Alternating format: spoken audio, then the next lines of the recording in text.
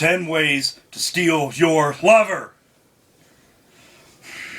Again, the sex-laden voice, rough and demanding, roused Delilah from sleep. Without opening her eyes, a smile, already well satisfied, curved her lips.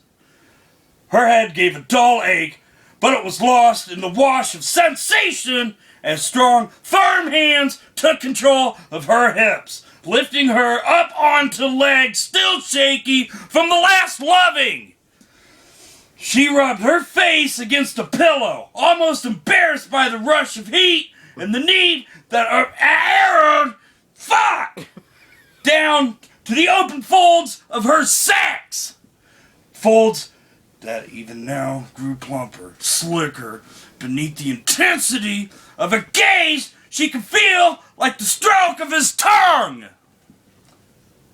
She wanted that tongue. Again. Feeling wanton, almost powerful, she stirred her hips for him slowly, waving from left to right and back again. His grip tightened, but he did nothing to stop her.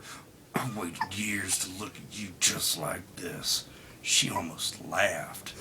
She never had a problem with his looking, but Craig almost wanted her position like this anymore.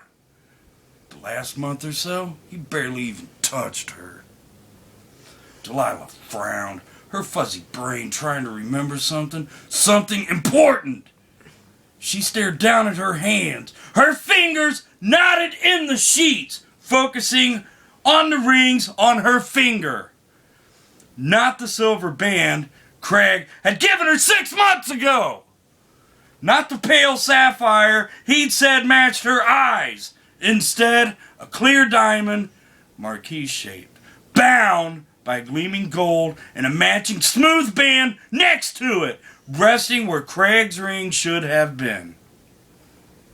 She blinked at it, confused how it got there, when the heat of his open mouth came down on the highest curve of her unturned ass. Synapses fired like the fountains outside their hotel, and the thought was gone. She lifted higher for him, crying into the pillow with the voice half hoarse. He ate at her flesh, licking, suckling hard enough to leave a mark and send her nerve endings into paroxysms.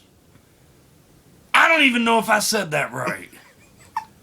Up over the hip, along the sensitive nip of her waist, along the indent of her spine, as one hand reached beneath her and cupped her aching breast.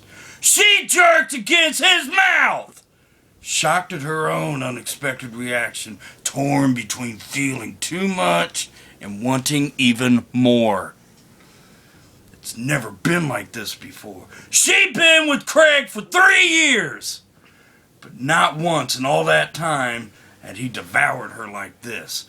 Had he set her on fire like this? Though she'd always crushed the stray, not quite sated thoughts from her head.